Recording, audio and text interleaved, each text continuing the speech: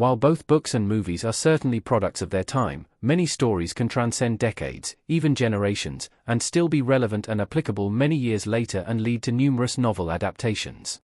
One such story is F. Scott Fitzgerald's literary classic The Great Gatsby, which has been adapted numerous times and will now get a new modern-day version courtesy of Netflix. It was reported on Friday that the streaming service preemptively acquired a pitch from Oscar-winning writer Stephen Gaghan, Traffic, entitled Valley of Ashes, described in Deadline's report as a contemporized version of The Great Gatsby set in San Francisco. This also comes days after a Margot Robbie rumor was debunked for a new American Psycho adaptation.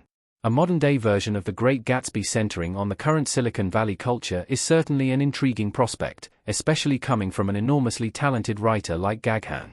Still, while many stories are perfectly placed as time capsules of their era, others could be given new life by shining a light on their themes through the prism of current culture.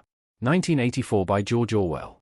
The most obvious choice, to be certain, but this prescient work has proven to be timeless and deserves an adaptation as big and bold as the book itself. Orwell's foresight of totalitarianism and mass surveillance is still the stuff of legend, and one can simply tune into CBS to watch a show named after the all-watching Big Brother. There have been feature film adaptations in 1956 and 1984, plus TV adaptations in 1953 and 1954, along with stage, radio, and other adaptations throughout the years. The most recent adaptation was in 2023, a Russian-language adaptation from Finnish director Diana Ringo. Almost exactly a decade ago, Paul Greengrass came aboard to direct a new adaptation, but writer James Graham told Deadline in 2020 that the project was on hold. Brave New World by Aldous Huxley. There's a good chance that if you read 1984 in high school or college, it was paired with Aldous Huxley's equally prescient though much different 1932 book Brave New World.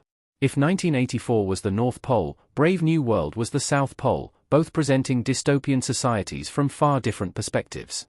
Brave New World is set in a world state where humans are indoctrinated into one of several different caste systems, each with their own color to identify its members, along with its own sleep conditions, where citizens are lulled into a false state of happiness through a drug called soma. While there have been 2 TV movie adaptations, a miniseries, TV series, stage play, and multiple radio adaptations, Brave New World hasn't been given the true big screen treatment it deserves, and it's still plenty timely to be told today. To Kill a Mockingbird by Harper Lee. The 1960 novel and the 1962 film adaptation are both so widely beloved that it might seem almost unholy to adapt it again, but we could certainly use as many Atticus Finch and Boo Radleys as we can get right now. The book is still a monumental success and still considered one of the greatest American novels ever published. Sadly, the themes that resonate throughout the book are still quite timely. True, a white lawyer being assigned to defend a black man against rape charges is certainly not as radical a premise as when the book was set in the 1930s during the Great Depression. Still, given how divided we still are, a present-day adaptation would be fitting. A Clockwork Orange by Anthony Burgess, image created by Lucas Shayo. The 1971 adaptation of Anthony Burgess' iconic 1962 novel made Malcolm McDowell a star, and is still one of the finest film adaptations of all time. McDowell's performance as a young drog named Alex was so searing that it inspired so many acts of copycat ultraviolence that it was withdrawn from UK cinemas at director Stanley Kubrick's request.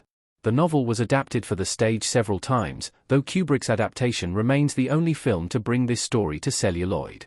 Given how radicalized people have become and waves of misinformation spreading rampantly, our current climate could be fertile ground for a retelling of Alex and his cohort's story. One Flew Over the Cuckoo's Nest by Ken Kesey. A new version of a classic like One Flew Over the Cuckoo's Nest may also seem like verging into sacrilegious territory, given how beloved the original adaptation is. The 1975 classic is one of just 3 films to win the top 5 Oscars: Best Picture, Best Director, Best Adapted Screenplay, Best Actor and Best Actress, and is widely considered one of the best of all time. The story of Randall McMurphy, Jack Nicholson, and his descent into madness while housed at a mental institution, the conditions and stories of his surrounding inmates, and, of course, one of the most iconic villains of all time, Nurse Ratched, Louise Fletcher, could be showcased easily through our current society in many different ways. The Grapes of Wrath by John Steinbeck.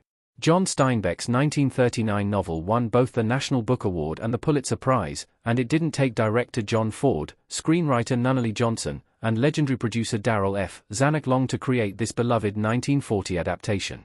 While The Great Gatsby showcased the Roaring Twenties, The Grapes of Wrath showcased the turmoil of the Great Depression. Henry Ford delivers a towering performance as Tom Joad, who joins his bankrupt Oklahoma family on the road to California in search of new jobs after the Dust Bowl destroyed their livelihood as farmers. There could be several ways to tackle this from a modern perspective, including possibly an immigrant angle due to ICE raids sweeping the country. Heart of Darkness by Joseph Conrad, United Artists, courtesy Everett Collection. Director Francis Ford Coppola's 1979 classic Apocalypse Now put a Vietnam War twist on Joseph Conrad's 1899 novella about a sailor named Charles Marlowe who heads into the African jungle in search of a rogue trader named Kurtz. The film's production is just as legendary as it was troubled, spawning an equally legendary 1991 documentary Hearts of Darkness, a filmmaker's apocalypse.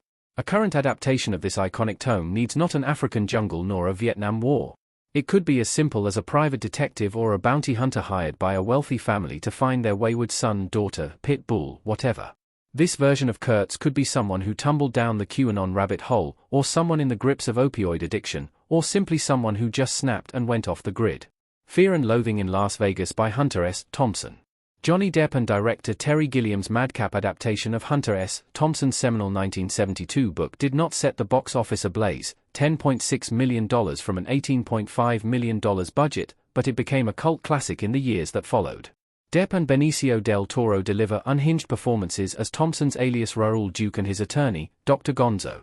The book and film are very much of a place and time, taking place in the early 1970s while looking back on the drug-fueled haze of the 1960s, but that doesn't mean its conceit couldn't be applied to modern day.